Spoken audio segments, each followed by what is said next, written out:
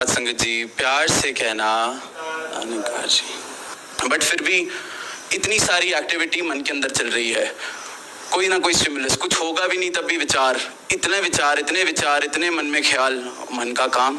तब साथ संगत रियलाइज हुआ कि जो पहले प्रण में इन्होंने मुझसे मेरा मन मांग लिया, कह दिया कि ये तेरा नहीं है, तो साथ संगत वो इतना बड़ा एहसान सदगुरु ने किया है, क्योंकि मन में जो हम विचार लेके घूम रहे हैं, जो अपनी सोच लेके घूम रहे हैं, जो प्लानिंग्स कर रहे हैं, सोचते हैं कि हमसे ज़्यादा विचार किसी के अच्छे है ही नहीं, किसी की सोच इससे ऊपर है ही नहीं। उबापन साथ संगत अरदास है सदगुरु के चरणों में कि ये याद रहे कि ये व्यर्थता इन विचारों की, ये मन के ख्यालों की, क्योंकि चलाक भी बड़ा है साथ संगत, कभी वापस आ जाएगा, कोई बहाना ढूंढ लेगा, फिर दोबारा अपने मन का अहंकार, अपने मन की बात, कोई ना कोई चीज़ ऐसी हावी हो जाती है। अभी कुछ दिन पहले दास ने कहीं एक कहानी पढ़ी कि एक गुरु के गुरुकुल में कुछ शिष्य थे जो आध्यात्मिक शिक्षा उनसे प्राप्त कर रहे थे।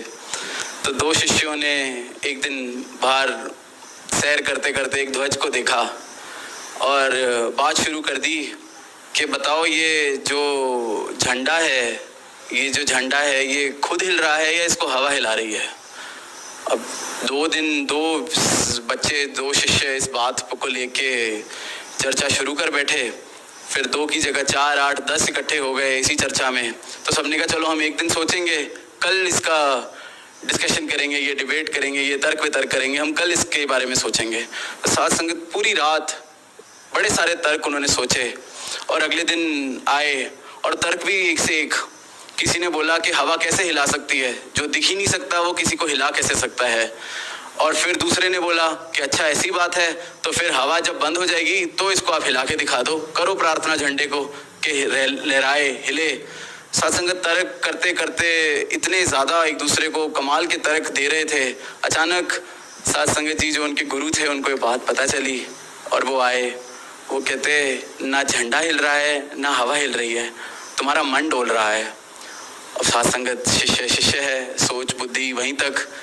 उनके मन में ख्याल आया कि इससे तो कोई अर्थ मिला नहीं, इससे तो कोई समस्या हल हुई नहीं, ये कैसा हमें जवाब दे दिया। तो सत्संग शाम का जब समय आया, जब प्रवचन गुरु अपने शिष्यों को देते हैं, तो उन्होंने कहा इस बात को गहरे में समझना है कि ये जो बाहर की जितनी भी आप वितंडावाद, बात, विचार कर रहे हो, ये सब बाहरी हैं, इनसे कोई फर्क नहीं पड़ता ना आपके जीवन में ना किसी चीज़ के अंदर। ये सब आपकी सेल्फ क्रिएटेड है। और ये जो तुम एक दूसरे के साथ तर्क वितर्क कर रहे हो, ये सिर्फ और सिर्फ अपने अहंकार को बढ़ाने की एक तरकीब है। जो सोचेगा कि आज मैंने सामने वाले को चुप करा दिया, उसका अहंकार जीत जाएगा। और जो सोचेगा कि शायद आज मैं अच्छे से तर्क वितर्क नहीं कर पाया, उसकी आत्मसम्मान को, उसके अहंकार को गहरी चोट पहुँचेगी और वो अगली बार फिर और ज़ोर से कोशिश करेगा। और इसी साथ संगत रेस के अंदर हम सब लगे हैं, इसी भाव में हम सब लगे हैं। कोई ना कोई ऐसी अजीब सी बात, मौका मिलना चाहिए कि अभी मैं घुसता हूँ इस कन्वर्सेशन में and I will win over the argument. It's nothing but satisfying my ego. मैं सिर्फ और सिर्फ अपने अहंकार को जगा रहा हूँ, बढ़ा रहा हूँ। और मैं जितना भी कहूँ कि मैं बड़ा विनम्र हो गया हूँ, मैं जितना भी कहूँ कि मेरे मन पे मेरा नियंत्रण है, सत्संग सिर्फ एक मौका चाहिए होता है।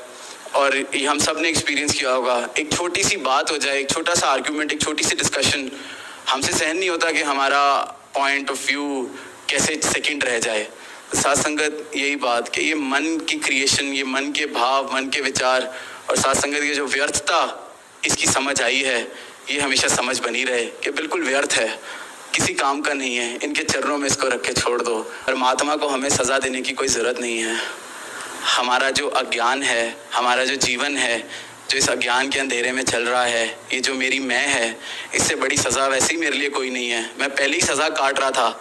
इन्होंने तो करुणा की, इन्होंने तो दया की कि इन्होंने ये ज्ञान दिया। इनका मात्र सिर्फ एक सदगुरु रूप में प्रकट होना युगों युगों से इस बात का प्रतीक है कि परमात्मा सिर्फ और सिर्फ हमसे करुणा करता है, हमसे प्यार करता है, दया करता है। आज ये जो साकार मूर्त सामने बैठी है, ये जो सदगुरु माता सुदीक्षा जी महाराज के रूप में हमारे साथ हैं, ये साकार आज है, इससे बड़ा कोई प्रतीक नहीं है कि परमात्मा सिर्फ और सिर्फ करुणा और प्यार करता है।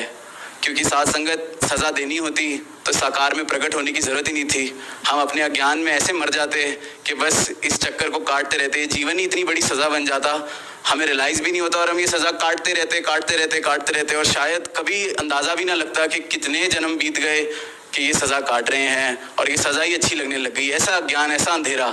तो साथ संगत यही बेनती, यही अरदास कि भूल के भी ये ख्याल ना आए कि परमात्मा सज़ा दे रहा है या सदगुरु सज़ा दे रहा है। साथ संगत जी, इनका होना, इनका सिर्फ मात्र होना ही साकार रूप में इस बात का प्रमाण है, इस बात का प्रतीक है कि ये सिर्फ और सिर्फ हमसे प्यार करते हैं। इनकी सिर्फ और सिर्फ करुणा है और ये इनकी करुणा है, इसलिए ये प्रोग्राम्स हो रहे हैं, सब कुछ है। ये जानते हैं कि ये बच्चे, इनको इस मुस्कुराहट को देखने की ज़रूरत है, इनको इस करुणा की ज़रूरत है। तो साथ संगत, अपने लिए दास ही अरदास मांगता है। बहुत सी गुस्ताखियाँ ऐसी हो जाती हैं कि इन्होंने अपने पास रखा है, अपना नाम दिया है, ऐसा रिश्ता बख्शा है। तो सारी साथ संगत से अरदास, क्योंकि संगत रूप में ऐसे आज मौका बहुत समय बाद मिल रहा है, तो अपने लिए अरदास ही मांगेगा कि बहुत सारी ऐसी गुस्ताखियाँ और गलतियाँ जो हो जाती हैं कभी ना हो। आप जी बख्श लेना, हर गुनाह को बख्श लेना। बहुत सारे गुनाह हो जाते हैं और सारी साथ संगत से यही अरदास कि दास को बच्चा समझ के हमेशा बख्शते रहना अगर कोई गलतियां हो। ये जो आप जी की ब्रह्म ज्ञान की लहर है, ये विश्व के कोने कोने में फैले। साथ संगत जी, प्यार से कहना, दान निरंकार।